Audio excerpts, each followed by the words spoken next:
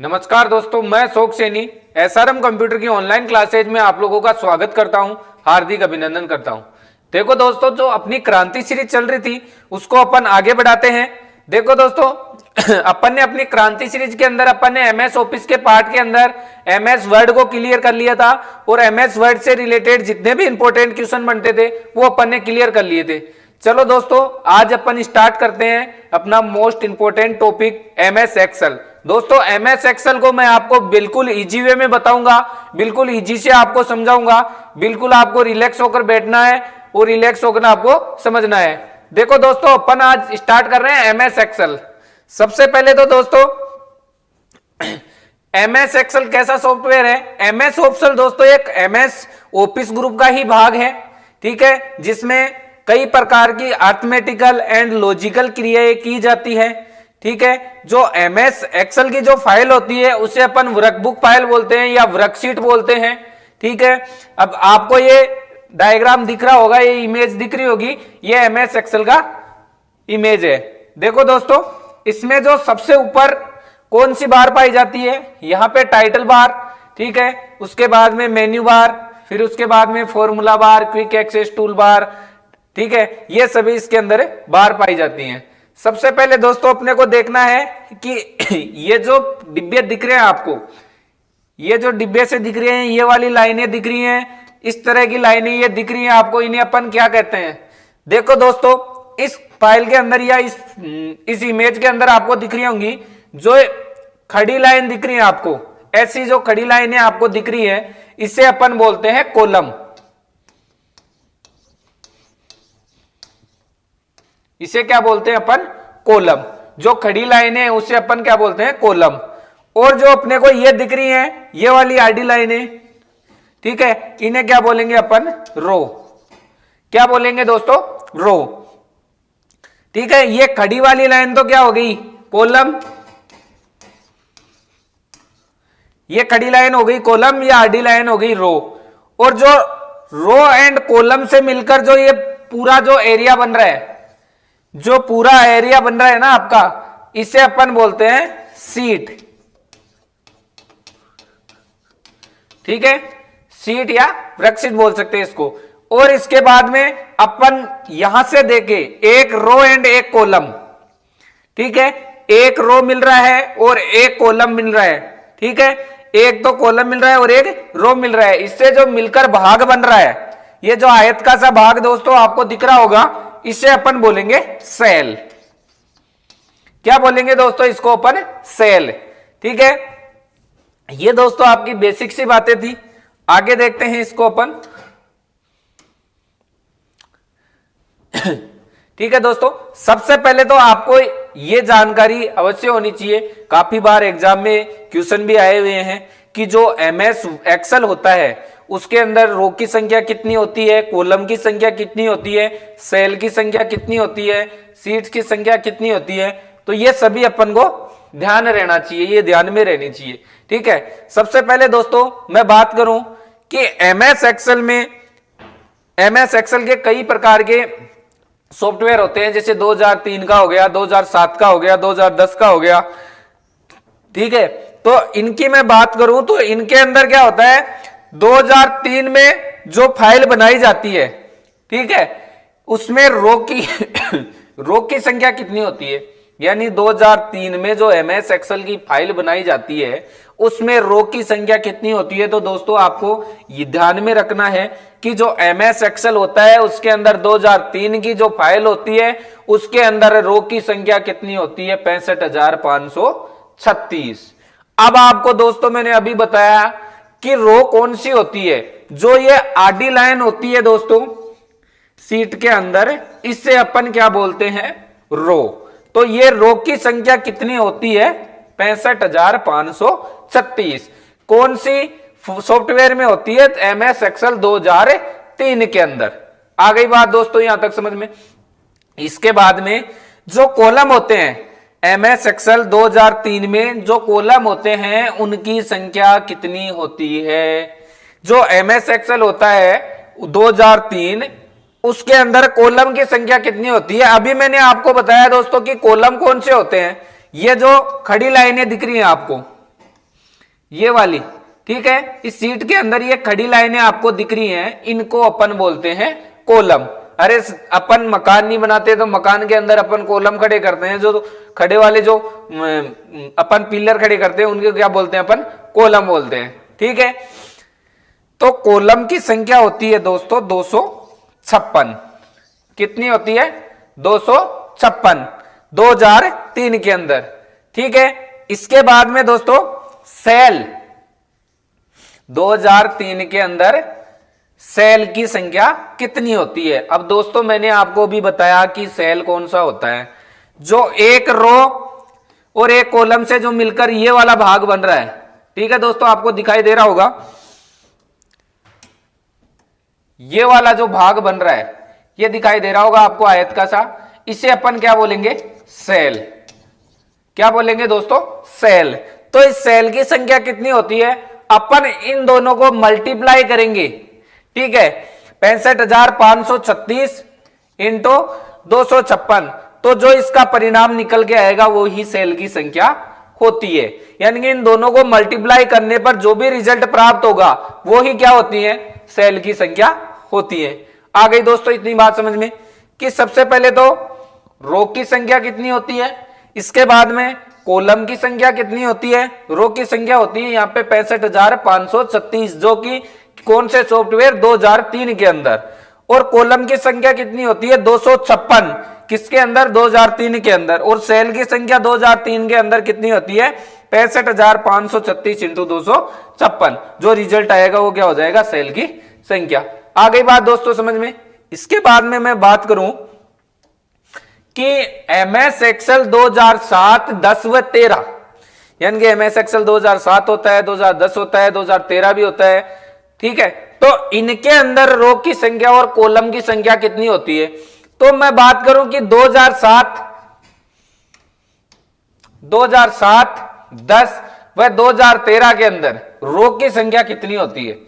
रो की संख्या कितनी होती है? तो दोस्तों रो की संख्या होती है 10,48,576। 2007, 10 व 13 के अंदर सेम होती है 10,48,576। किसकी संख्या होती है दोस्तों? रो की संख्या। इसके बाद में यहां पे दिखाई दे रहा है आपको 2007, 10 व 13 में कॉलम की संख्या। किसकी संख्या दोस्तों? कॉलम की संख्या। कॉलम की संख्या कितनी होती है? 16,384। कितनी होती है दोस्तों? 16,384। इसके बाद में मैं बात करूं 2007, 10 व 13 में सेल की संख्या कितनी होती है? कितनी होती है दोस्तों सेल की संख्या? तो सेल की संख्या होती है दोस्तों, जैसे मैंने 2003 के अंदर बताया कि इन दोनों को मल्टीप्लाई करने पर जो रिजल्ट प्राप्त होगा वो ही क्या होती है? सेल की संख्या होती है। यानी कि 10,48,576 को 16,384 से मैं मल्टीप्लाई करूंगा, ठीक है। तो जो सेल की संख्या, जो रिजल्ट अपने को प्राप्त होगा वो ही क्या हो जाएगी? सेल की संख्या। देखो दोस्तों सबसे पहले किसकी संख्या देखी अपन ने? रो की संख्या 2007, 10 व 13 में 10,48,576। इसके बाद में कॉलम की संख्या कितनी होती है? 16,384। इसके बाद में 2007, 10 व 13 के अंदर सेल की संख्या, सेल की संख्या कितनी होती है दोस्तों? 10,48,576 इंटू 16,384। जो रिजल्ट आएगा वो क्या हो जाएगा? सेल की संख्या, ठीक है दोस्तों। तो दोस्तों ये बिल्कुल आपको ध्यान में रखने की चीजें हैं एक्सेल को पढ़ने से पहले। ये काफी बार एग्जाम में भी क्वेश्चन आ जाते हैं अपने, ठीक है। इसके बाद में मैं बात करूं कि सबसे पहले अपने को एमएस एक्सेल को क्या करना आना चाहिए? स्टार्ट करना आना चाहिए। क्या करना आना चाहिए दोस्तों? एमएस एक्सेल को स्टार्ट करना आना चाहिए। अपन एमएस एक्सेल को किस तरीके से अपन एमएस एक्सेल को स्टार्ट कर सकते हैं? तो एमएस एक्सेल को स्टार्ट करने के दो तरीके होते हैं दोस्तों। वो कौन कौन से? एक तो तरीका होता है दोस्तों, अपन जैसे स्टार्ट बटन पे क्लिक करेंगे, क्या करेंगे दोस्तों? स्टार्ट बटन पे, स्टार्ट बटन पे क्लिक करते ही एक लिस्ट डिस्प्ले होगी, उसके अंदर अपने को ऑप्शन मिलेंगे प्रोग्राम,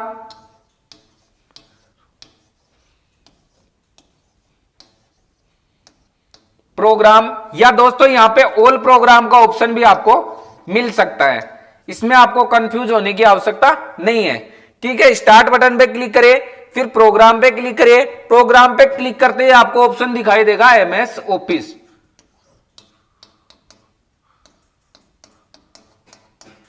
एमएस ऑफिस पे जैसे ही आप क्लिक करोगे तो यहां पे तीन चीजें आपको देखने को मिलेंगी। कौन कौन सी? एमएस वर्ड, ठीक है, MS Excel, MS power point.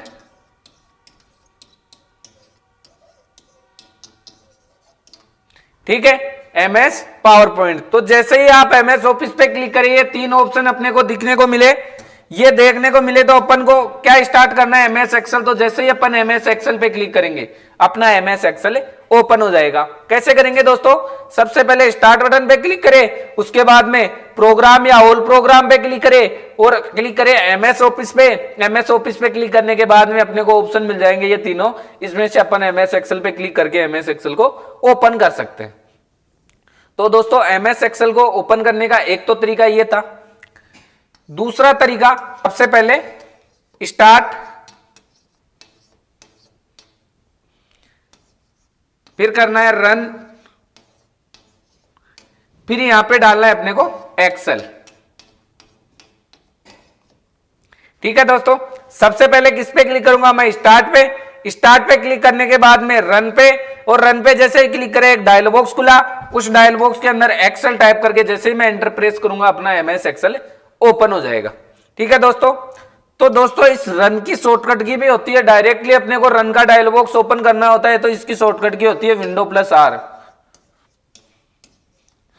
Window plus R. ठीक है, अपना एमएस एक्सेल ओपन करने के ये दो तरीके हैं दोस्तों, दो तरीके से अपन एमएस एक्सेल को ओपन कर सकते हैं। इसके बाद में मैं बात करूं दोस्तों एमएस वर्ड, एमएस एक्सेल की विंडो के भाग। जो अपना एमएस एक्सेल होता है उसके विंडो के भाग कौन कौन से होते हैं? एमएस एक्सेल की विंडो के भाग। तो दोस्तों अपनी एमएस एक्सेल की विंडो के दो भाग पाए जाते हैं। कौन कौन से? एक तो होता है एप्लीकेशन विंडो और एक होता है वर्कबुक विंडो। कौन कौन सा दोस्तों? एक तो होता है एप्लीकेशन विंडो और एक होता है वर्कबुक विंडो। ठीक है दोस्तों, दो पार्ट होते हैं एमएस एक्सेल में, एप्लीकेशन विंडो और वर्कबुक विंडो। अब मैं बात करता हूं दोस्तों एप्लीकेशन विंडो की। मैं बात करता हूं एप्लीकेशन विंडो की।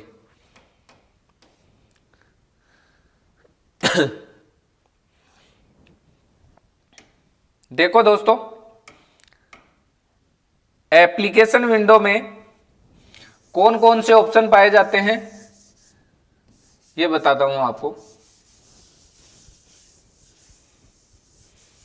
सबसे पहले दोस्तों एप्लीकेशन विंडो में अपने पास कौन सी बार पाई जाती है? Title bar. कौन सी बार होती है दोस्तों? टाइटल बार, जो आप सभी को दिखाई दे रही होगी। सबसे पहले टाइटल बार पाई जाती है। कौन सी बार? टाइटल बार, जो आपको दिखाई दे रही होगी दोस्तों, यहां से ये दिख रहा होगा। ठीक है, इसके अंदर क्या क्या पहचान होती है अपनी टाइटल बार की? यहां पे तो अपने को मिलेगा ऑफिस बटन,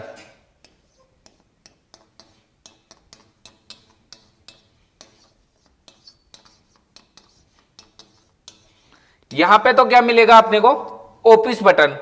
ठीक है, लेफ्ट साइड में तो अपने को मिलेगा ऑफिस बटन और राइट साइड में मिलेगा अपने को मिनिमाइज, ये दिख रहा होगा आपको माइनस का चिन्ह।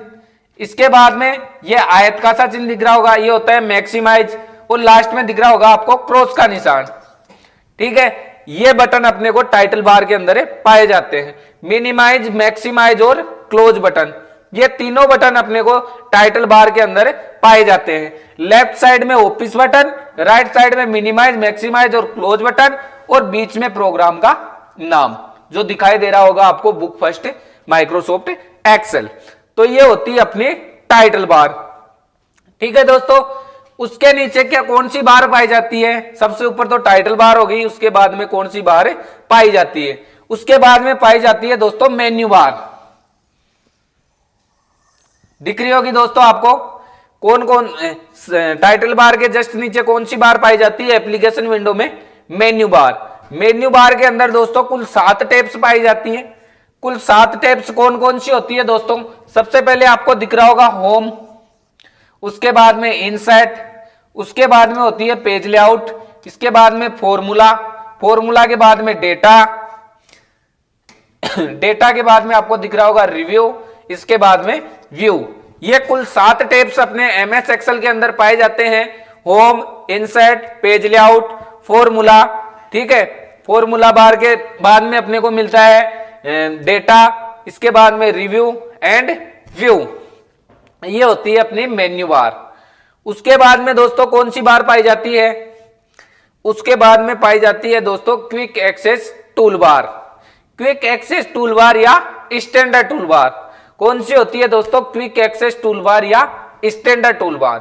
अब ये कौन सी होती है दोस्तों? यहां देखो सबसे ऊपर या तो अपने को टाइटल बार में मिलेगी या फिर मेन्यू बार के जस्ट नीचे मिलेगी अपने को, ठीक है। ये क्या काम करती है दोस्तों? ये काम करती है दोस्तों किसी भी कार्य को स्पीड से करने के लिए, किसी भी कार्य को स्पीड से करने के लिए। इसमें कौन कौन से ऑप्शन पाए जाते हैं दोस्तों? इसमें अपनी जो मेन्यू बार होती है, जो अपनी मेन्यू बार होती है उसके शॉर्टकट बटन इसके अंदर पाए जाते हैं। तो इसको अपन किसी भी कार्य को स्पीड से करने के लिए इसका यूज करते हैं।